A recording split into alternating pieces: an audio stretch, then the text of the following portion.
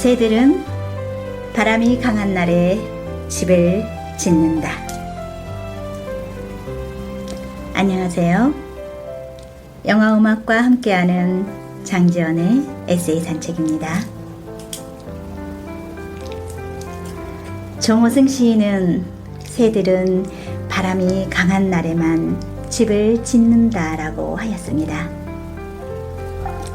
높은 나뭇가지 위에 위태롭게 보이는 둥지는 바람이 불어도 쉽게 떨어지지 않습니다. 새들은 바람이 강한 날에 집을 지었기 때문입니다. 배우지 않았어도 새들은 바람이 없는 날에 편하게 집을 지으면 바람이 거세게 부는 날에는 둥지가 떨어진다는 것을 알았습니다. 우리네 인생도 마찬가지 아닐까요? 혼란한 세파의 위태한 날들 속에서 견디며 가꾸어 온 삶이기에 혼탁하고 어려운 이 시대를 흔들리면서도 잘 살아갈 수 있는 것이겠지요. 영화 인생은 아름다워의 주제곡 라비타 어 벨라로 오늘의 에세이 산책을 시작하겠습니다.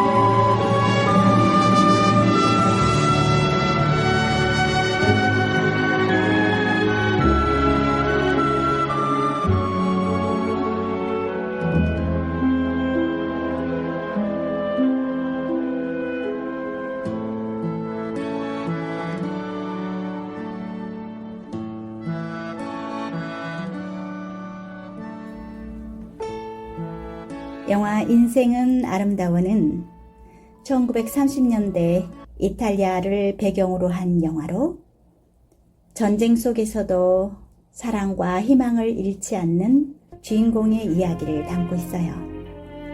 주인공은 아들과 함께 나치 수용소에 갇히게 되지만 유머와 사랑을 통해 그 사랑을 극복하려고 해요. 영화는 삶의 아름다움과 희망을 잃지 말라는 메시지를 전합니다.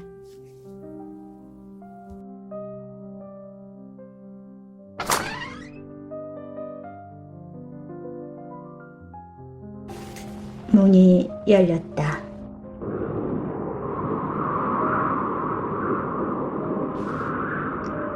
(12월이) 왔다.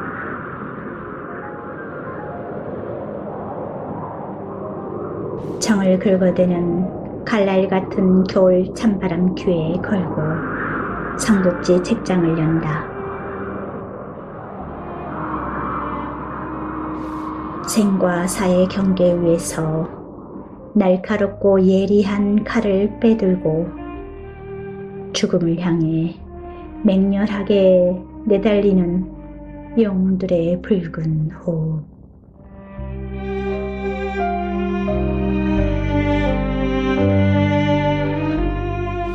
하얀 꽃잎 되어 나리라니 함부로 아름다운 12월의 결이라.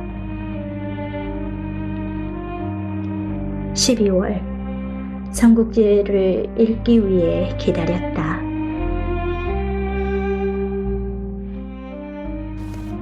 당신만 마시는 곶감을 몰래 빼먹는 것 같은 아버지의 새벽. 책장 소리.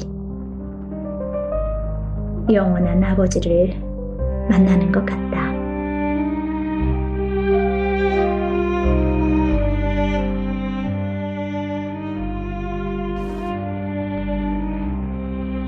그때 나를 사로잡은 열정은 무엇이었던가. 조조는 문득 그 자유분방하던 시절의 자신을 떠올렸다. 12업부터 20이 될 때까지 그는 실로 자신도 알 수 없는 거대한 힘에 힘올려 보냈다. 어떤 때는 병서에 미치고 어떤 때는 시사에 미쳤으며 무예에 미치고 싸움에 미치고 속이고 놀리는 일에 미치고 여자에 미치고 춤과 노래와 술에 미치고 사냥에 미쳤다. 잠시라도 무생과 미치지 않고는 몸과 마음이 허전해서 견딜 수가 없었다. 그의 내면을 뜨겁게 휘몰고 있는 그 정체 모를 불꽃이 있었던 것이다. 난 다만 스스로를 지키려 했을 뿐인 것을. 조조는 자신을 지키는 불꽃이었다. 세 번째로 삼국지를 다 읽은 새벽, 친구 시아버지의 부고장을 받았다. 여고 시절 3년 동안 한 방에서 한 이불을 덮고 한 솥밥을 먹은 살가운 친구 순이다.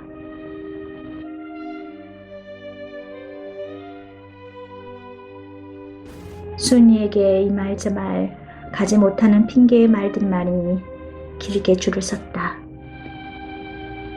순이는 내게 어떤 친구인가 생각했다. 어떤 상황에서도 나를 묵묵히 기다려주는 친구다.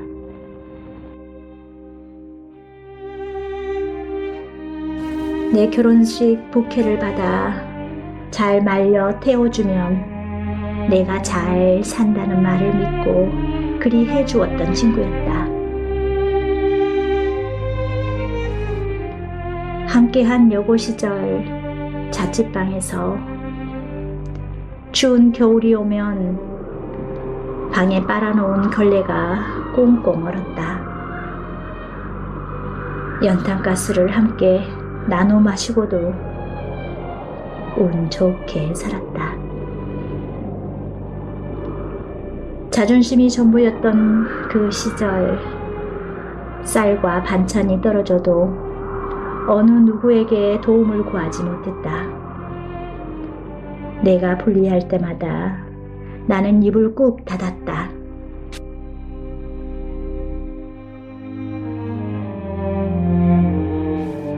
나를 지키는 유일한 방법이었다. 속 깊은 순이는 내 행동이나 태도에 아무 말도 하지 않았다. 내 마음도 모르고 밥상 위에 숟가락과 젓가락을 나란히 놓고 밥 먹자며 나를 불렀다. 먹을 수가 없었던 날도 있었다. 미안하고 미안해서 더 사납게 굴기도 했다. 나에 대한 마음이 한결같았다. 그간 잊고 살았다. 아니, 지난 시간 속에 꽁꽁 숨겨뒀다. 순수하게 가난한 그 시절을.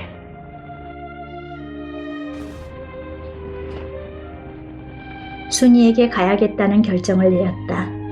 그 순간부터 모든 시공간은 나와 하나 되어 움직였다.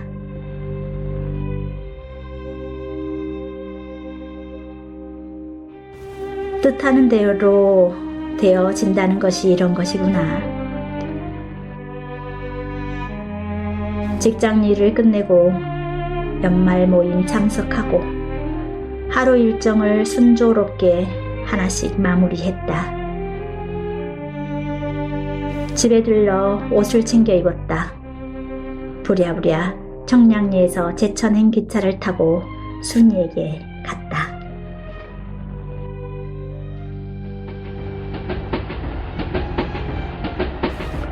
간다는 말도 없이 어둠 속을 날아간 나를 보자마자 순이는 울먹이며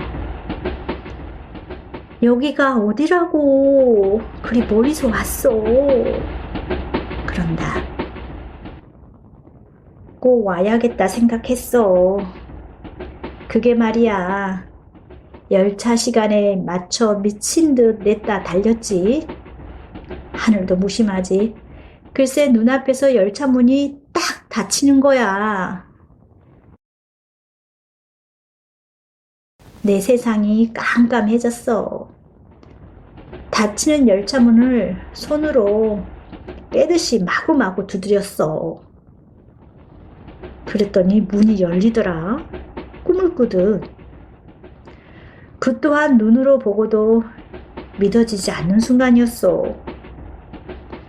은하철도 999에 나오는 메틸처럼 매끈하게 고운 여승무원이었어. 하얀 손에 무종기가 들려 있었지.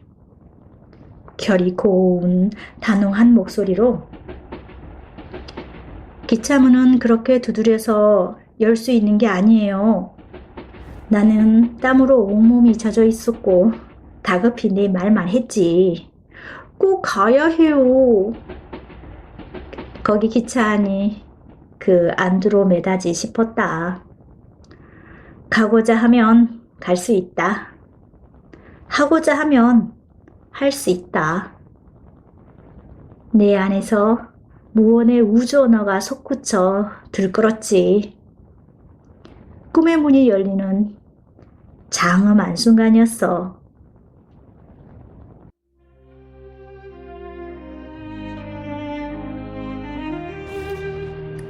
순이야, 사랑을 많이 받은 사람이 많이 슬퍼한다고 하지만 울음소리도 내지 못하고 우는 사람도 있어. 순이가 그런다. 불효자는 웁니다. 그런 유행 가사도 있잖아.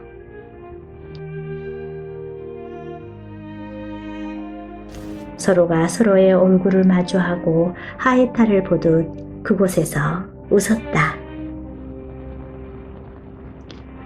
아프리카 인디언들은 말을 타고 광야를 질주하다 한동안 멈춰 뒤돌아보고 다시 말을 달린다고 한다. 그것은 자기 영혼이 미처 따라오지 못할까봐 기다렸다 가는 행위란다. 내가 그 짝인 것 같았다. 새벽에 일어나 해야 할 일이 있는데도 아무것도 안 하고 내 영혼이 육체에 안착되기를 기다리는 영혼의 떨림 말이다. 순이를 만나고 온 새벽, 온몸에 감기가 오셨다. 나에게 열정은 무엇일까? 무엇인가 꽂히는 순간이 온다. 죽음을 관통하는 불화살 하나가 내 심장에 꽂히는 순간 같은 것일 게다.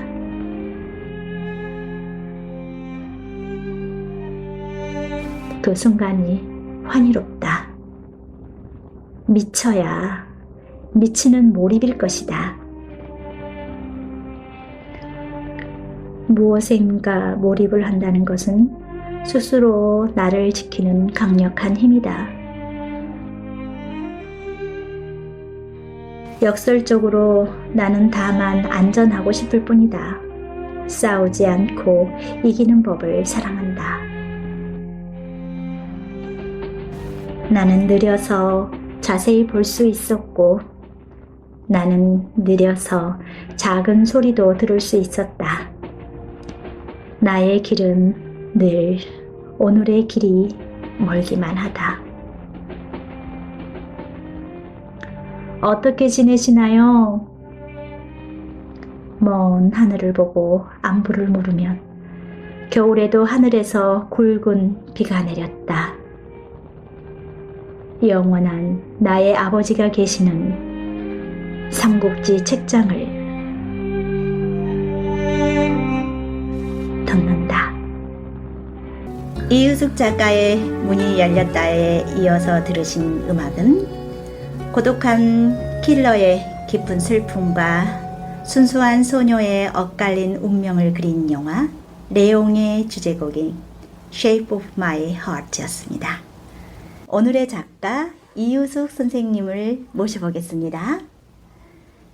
이유숙 작가님은 1973년 충청도 공주에서 태어나 꽃피는 산골에서 동화 같은 환경 속에서 어린 시절을 보냈고 소설 같은 아버지의 삶을 읽으며 자랐다고 하시며 완도신문 필수 노동자 에세이 필진으로 활동하고 계시다고 합니다. 안녕하세요, 작가님. 안녕하세요. 청취자 여러분. 작가 이의숙입니다. 만나 뵈서 너무 반갑고요. 앞서서 선생님의 작품도 한번 들어봤었고요.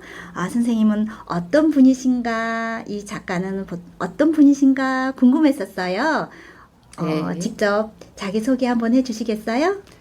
네, 앞전에 그 소개를 해주신 거하고 같은데요. 제가 이제 자세히 말씀을 드리면 동화 같은 이 환경을 제가 말씀을 드려야 이 글에 이해하시기가 좀 편하실 것 같아서 네. 아버지의 소설 같은 이런 이야기들을 조금 말씀드릴게요.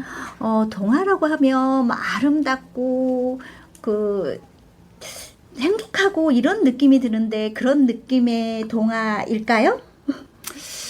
동화 같은 이게 참 아름다운 말이에요.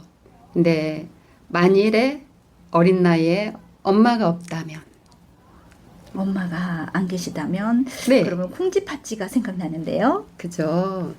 엄마가 없는 것은 많은 사람들이 그렇게 말씀하세요. 아버지가 없는 것은 아버지 한 분이 안 계시지만 엄마가 안 계신 것은 아버지, 엄마도 안 계신 것이다. 두 분이 다 안 계시는 것과 같다. 네.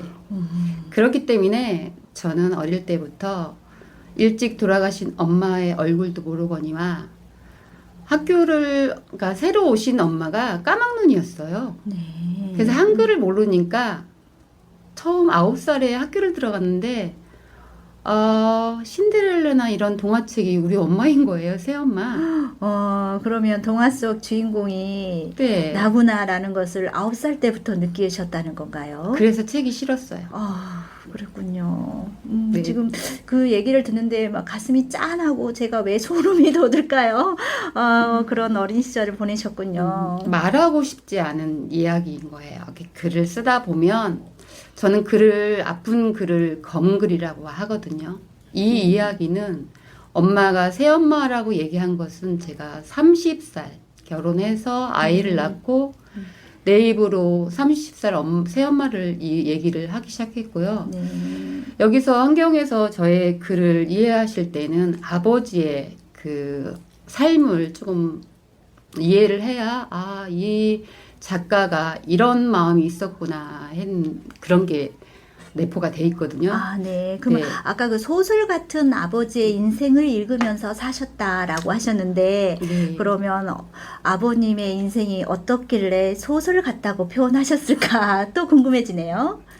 저희 아버지 하면 그냥 논어에 나오는 군자 같았어요. 네. 근데 이런 분이 새벽마다 삼국지를 읽으셨거든요. 네. 근데 저희는 아버지가 힘들 거라고 생각을 안 했어요. 저 안에 저의 슬픔만 있어서. 네. 그래서 아버지는 그러니까 소설 같다고 하는 것은 아버지 삶이 세 번째 만난 여자하고 엄마 새엄마 같은 경우도 세 번째 만난 남자가 저희 아버지였는데 기구한 그 생을 제가 알게 된 거예요. 네. 네, 그래서 아버지의 삶을 그 당시 어렸을 때는 모르고 그냥 허수아비 같은 아버지로 제가 했기 때문에 상처가 더 깊었어요. 허수아비요? 네. 그 들판에 서 있는 네. 그 허수아비를 말씀하시는 거죠? 네. 네. 이 글은 핵심은 아버지에서 시아버지, 친구 시아버지로 넘어가는 이제 이렇게 글 스토리가 있는데요. 네. 저희 아버지는 새벽마다 삼국지를 읽으셨는데 그 삼국지 읽는 그 잠결에 듣는 소리가 몰래 무엇인가 훔쳐먹는 그 그 꽃감을 훔쳐먹는 같은 너무너무 행복해 보였어요. 네. 그 삼국지 읽는 소리를, 그러니까 책장 넘기는 소리를 들으면서 제가 자라서 그런지 글은 쓰지도 않고 엄마가 까막눈이었으니까 네.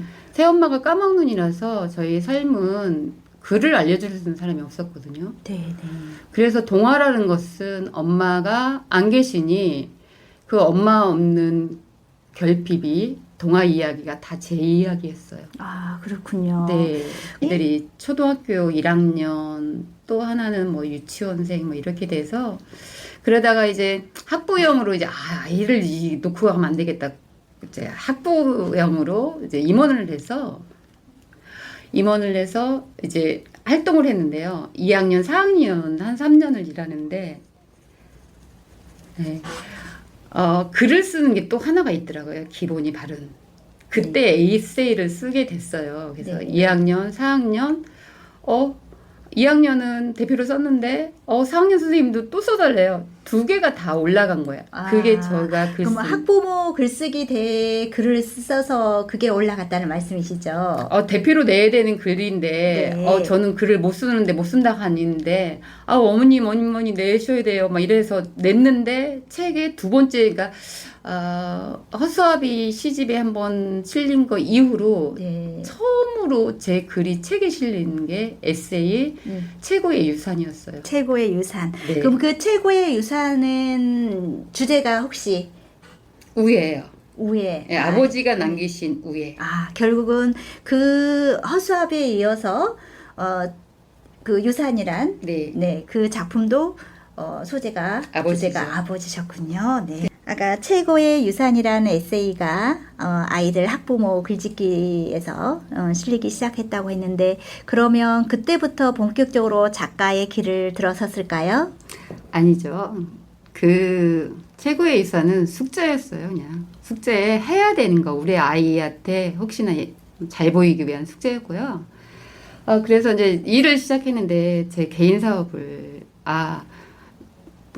시작했는데요. 개인 네. 사업이 잘 되지 않았어요. 근데 그 개인 사업 하면서 잘 되길 바란 마음에 감사 사례를 날마다 3년을 썼거든요. 그러면은 잘 되어서 감사 사례가 아니라 잘 되기를 바라는 마음, 잘 됐을 때를 대비해서 감사 사례를 매일 썼다는 말씀이실까요? 감사하지 않은 날이 많았어요. 감사하지 않은 날이 많아서 감사 사례를 역으로 썼다. 굉장히 낙천적이고 네. 발전적인 사고를 가지신 분 같으네요. 변화를 갖고 싶었거든요. 네. 네. 변화를 갖고 싶었는데 변화하지 못하고 사업을 정리하면서 그때 생각은 뭐였냐면요. 내가 사랑을 한 번도 해본 적이 없었구나. 그냥 사랑을 했는데 그 사람이 떠난 것 같았어요. 그냥 나만 두고. 그래서 나의 모든 것을 불사르고 싶었던 일이었어요. 네. 그런데 사람의 마음을 열고 물건을 파는 건데 일단 열고 물건을 팔려면 제가 못 파는 거예요. 그래서 날마다 배가 침몰하는 것 같았어요. 혼자 고민을 많이 했죠, 밤마다. 네. 그래도 감사 사례는 썼어요. 네. 그러면서 정리를 하게 됐는데 너무나 아픈 게 숨이 안 쉬어지는 거예요. 안 엄청 쉬어지고. 힘드셨군요. 숨이 안 쉬어질 정도로. 그러면 혹시 뭐 우울증이나 뭐 다른 것 때문에 힘들었을까요? 이제는 얘기할 수 있고 아픈 것을 꺼내서 이렇게 시청자 여러분과 나눌 수 있었던 것은 그동안 어렸을 때부터 아팠던 게 왜 연꽃이 있잖아요. 네. 연잎. 아, 연꽃. 연잎. 네. 연꽃의 연잎을 보면 네네. 비가 오면 물이 음. 조금씩 고이면 물을 버린다 하죠. 아, 네. 그 버리는 이유가 버리지 않으면 연잎이 찢어진대요. 아, 물을 다 받으면, 욕심껏 받으면 연잎이 찢어지니까. 욕심것이 아니라 오는 비를 다 받고 있으면 그 네. 연잎이 찢어지는 거예요. 아, 네. 그런데 제가 상처가 그러더라고요. 상처가 아닌데 상처로 제가 해석을 했던 거예요. 어떤 부분을 상처로 해석하셨다는 말씀이실까요?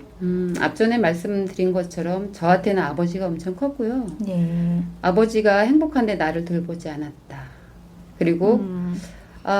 이 남자가 나를 못해준 걸 채워줄 줄 알았더니 이 남자도 똑같은 남자였구나. 아. 근데 혼자만의 상처를 키웠던 거예요.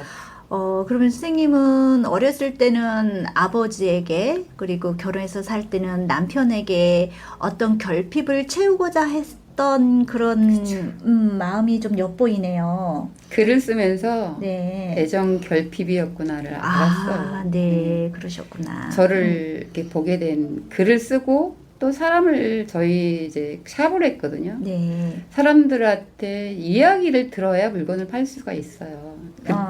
내가 이야기를 많이 해야 물건을 팔 수 있는 거 아닌가요? 그 사람이 원하는 것을 알려면 그 사람의 이야기를 들어야 네. 그 사람이 이야기를 많이 해야 네. 원하는 것을 팔 수 있어요. 네, 그러셨군요. 네. 그래서 그 사업을 하시면서 힘든 상황을 견디고, 그리고 비록 실패를 했지만 거기에서 내가 부족한 게 무엇이고 내가 해야 되는 게 뭔지를 알아가는 그런, 어떻게 보면은 그 실패가 또 다른 길로 안내하는 그런 역할을 했다고도 볼 수 있겠네요. 그때는 몰랐죠. 그때는 몰랐었는데. 그때는 네. 하늘이 무너졌지. 아버지 돌아가시고 일을 했었는데 아버지는 첫 번째 하늘이었다면 아마 두 번째 하늘이었던 것 같아요. 그러니까 아버지 슬픔보다 제 사업 망하는 게 더 슬펐어요. 네. 네, 그게 나는 갈 데도 없는데, 나는 할 것도 없는데, 난 이게 좋은데 사람들한테 먹히지 않으니. 네. 그때 밖에 일은 어느 일도 하고 싶지가 않았어요. 할 수가 없었어요. 숨을 쉴 수가 없었으니까. 네, 그때 제가 한 게 글을 쓰기 시작하고요. 다시 네. 글이 좋더라고요. 네네네. 마음속에 이야기도 있고 상대들 같이 얘기하는 거. 네. 그리고 또 한 가지 했던 것은 네. 산을 오르는 걸 했어요. 네네. 그러면 저희가 지금 산을 올라갈 거거든요. 네. 그냥 올라가면 힘드니까 여기서 우리 작가님의 신청곡 들으면서 산을 한번 타보도록 하겠습니다. 신청곡 한번 주실까요? 이 드라마는요, 제가 조금 똘끼가 조금 있는데요. 반복을 되게 좋아해요. 네. 3번 본 드라마인데요. 미스터 션샤인. 미스터 션샤인. 네. 네, See You Again. 네. 네. 그러면 여기서 듣고 이야기 계속 나누도록 하겠습니다. 지금 여러분은 이유숙 작가님과 함께 하고 있습니다. 작가님, 작가님이 하고 싶은 말이 무궁무진하게 많은 분이구나. 안에 깊은 것이 많이 쌓여 있는 분이구나 하는 것을 느낄 수 있었습니다. 그럼 여기서 잠깐 궁금한 게 있는데요. 작가님에게 글이란 무엇일까요? 글이란 저도 모르는 사이에 내 곁에 온 옆에 있는 친구? 친구. 네. 늘 혼자라는 게 되게 외롭고 그로 인하여 무엇인가 찾았던 것 같아요. 네. 네. 그리고 에너지, 힘, 글의 활자를 보면 꽃을 본 것 같이 저한테 생명을 불어넣는 것 같아요.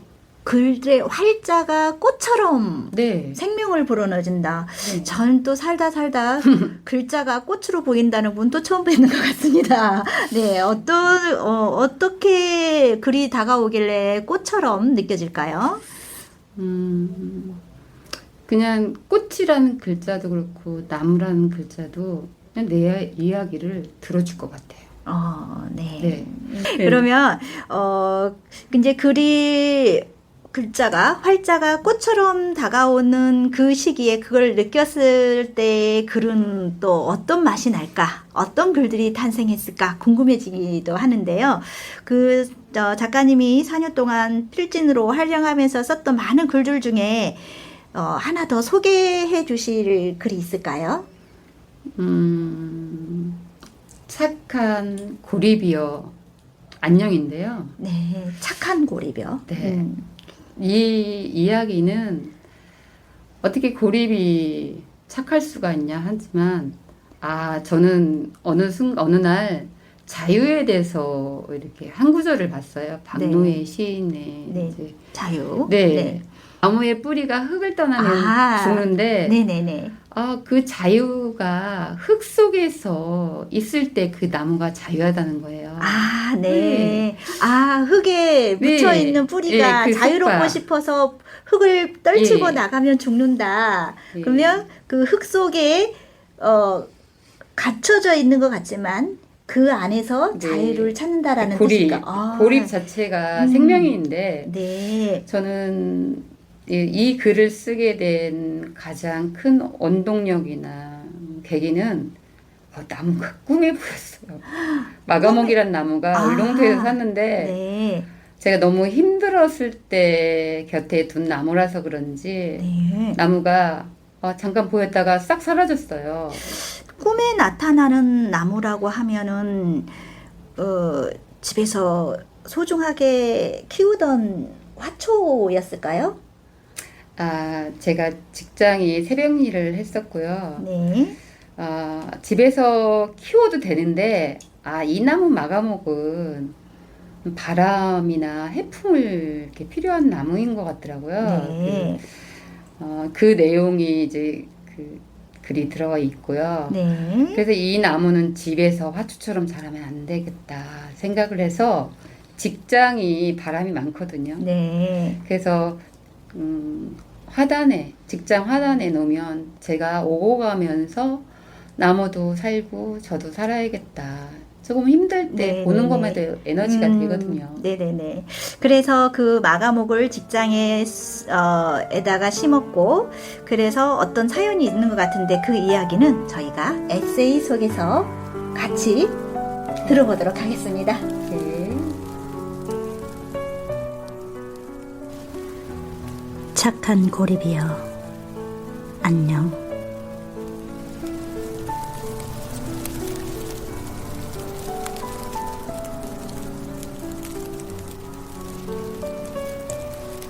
눈발 날리듯 피어나는 너를 볼 수 있다는 건 꽃이 없을 때조차 너를 향한 나의 강력한 속박.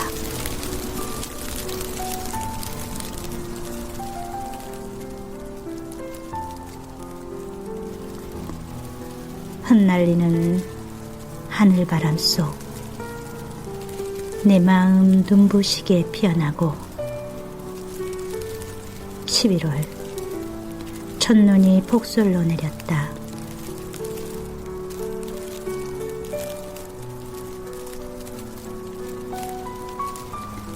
하얀 눈이 세상의 색을 덮고 사람들이 가야 할 길을 꽁꽁 묶었다. 자유는 강력한 속박이란다. 폭설 속에서 생의 소리가 솟구쳐 올라오는 것만 같다.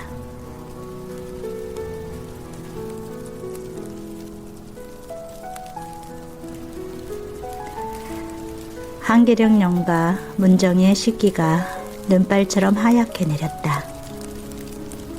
잊지 못할 이와 발걸음이 아닌 운명이 묶이길 바라는 까마득한 눈이 내렸다.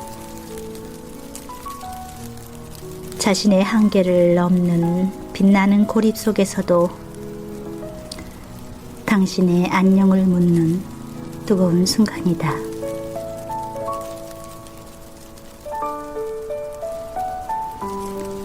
밤과 낮의 경계가 무너지듯 하얗다. 공기가 파랗게 차갑다. 하얀 우유를 데워 마음을 먼저 따끈하게 챙겼다.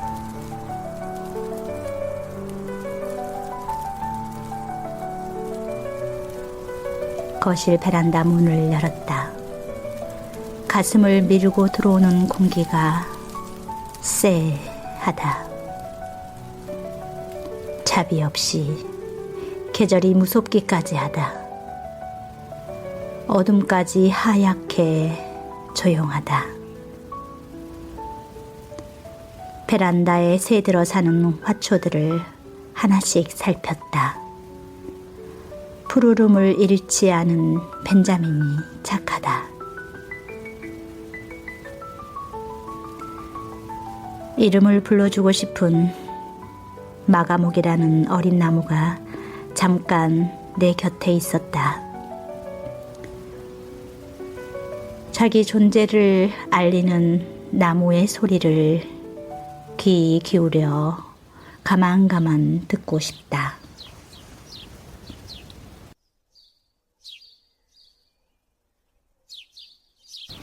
내 이름은 마가목이랍니다. 나무가 사람처럼 그립다. 존재하기 위해 태어난 마가목입니다.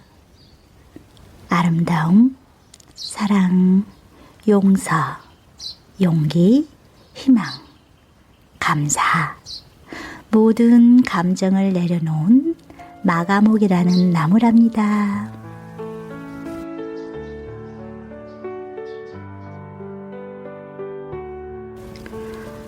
푸르른 5월에 울릉도 여행에서 마가목을 만났다. 5대가 덕을 쌓아야 독도 입도가 가능하다는 말들이 무성했다. 오랫동안 독도를 보는 꿈을 꿨다.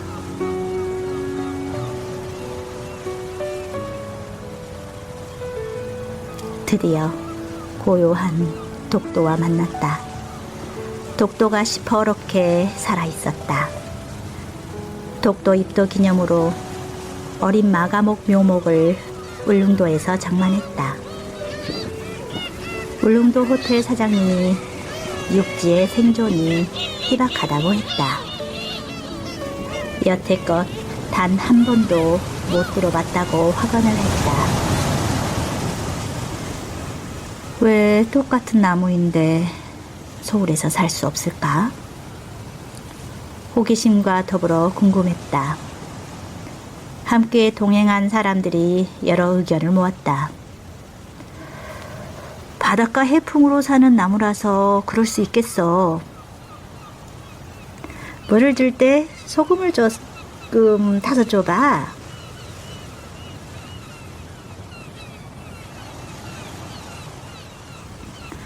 어떻게 살려야 할까? 울릉도를 나오는 배 위에서 어린 나무를 살리기 위한 나만의 고민이 깊었다. 살리고 싶은 소망이 됐다. 어디에 심을까? 고향에 심을까?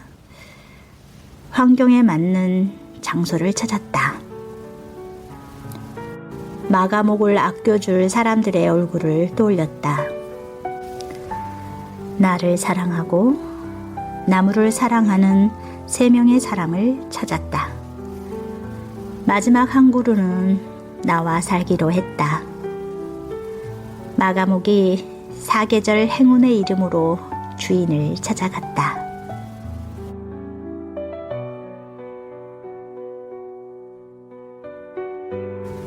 내 마가목은 직장 화단에 심었다. 그 후 2번의 겨울을 맞았다. 나무의 꽃말은 게으름을 모르는 마가목으로 불리기도 했다. 귀신을 쫓는 나무라고도 했다. 열매는 동글동글한 붉은색이다. 동의보감에는 허리가 아픈 사람이 나무 아래에 잠깐 쉬었는데 아픈 허리가 말끔히 나았다는 이야기도 있다고 현지 여행 가이드가 귀에 쏙 들어오게 알려줬다.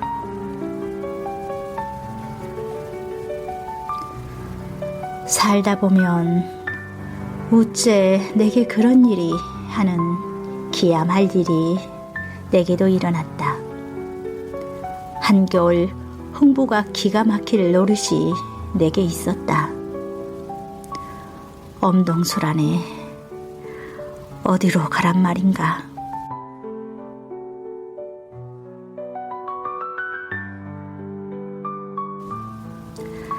뜨거운 울부짖음에도 불구하고 나는 직장에서 잘렸다.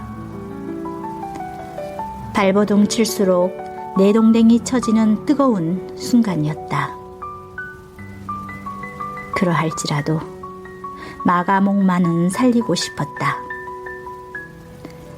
한파가 극성을 부린 날 어린 나무의 뿌리가 무참히 뽑혔다.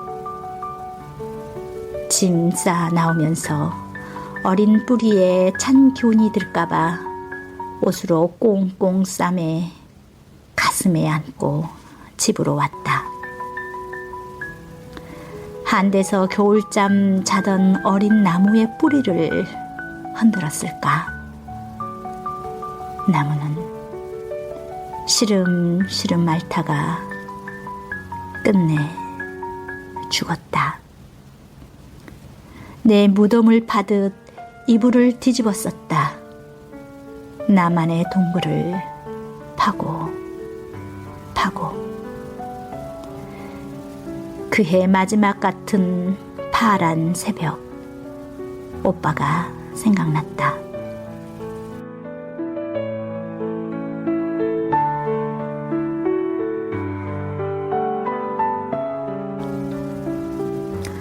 오빠, 아무 말도 하지 말 것을 뒤늦은 후회를 해. 산다는 게 그런 건가? 시간이 지난 후에야 무엇이 중요한지 그냥 알게 되는가 봐. 어떤 감정으로 휘두르리지 말았어야 했어. 내 안은 왜 이리 화가 많은지. 나 자신을 스스로 불사르며 살아온 것 같아. 오빠, 미안했어. 그 말을 하고 싶었네. 혼자 훌쩍이다 깜빡 잠들었다. 답장처럼 마감옥이 꿈에 보였다. 어린 나무는 푸른 옛 모습 그대로였다. 아무 소리도 없이 나타났다. 어디론가 사라졌다.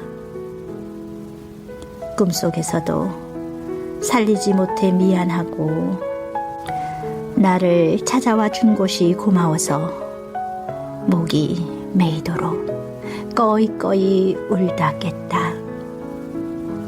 왼쪽 심장이 터질 듯 뜨겁다. 착한 고립이여, 안녕.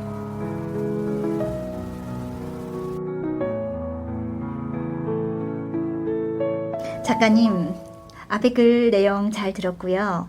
그러면 작가님, 혹시 앞으로의 계획이 있으실까요? 저는 글을 잘 쓰기보다는 삶의 아주 끝자락에서 데드라인으로 썼어요. 그러니까 밤을 빌려서 쓴 글이에요. 항상 미리 써 있는 글이 아니라 나의 가장 오늘의 슬픔은 무엇인가, 그게 빛이 되어서 쓴 글이라. 네. 앞으로의 글은 그동안 이 슬픔 좀 정리 좀 하고 아버지 이야기도 그만 좀 하고 네.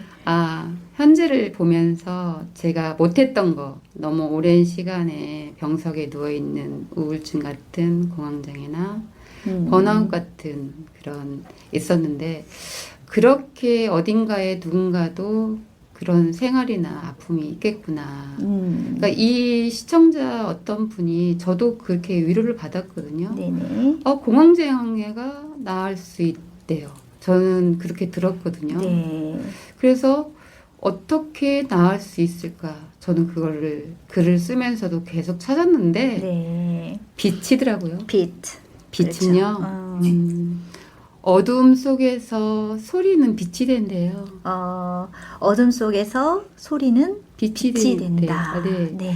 그 소리가 저의 소리가 또 장지연님의 소리가 네. 누군가의 가슴에 맺혀서 가슴에 닿아서 빛으로 네.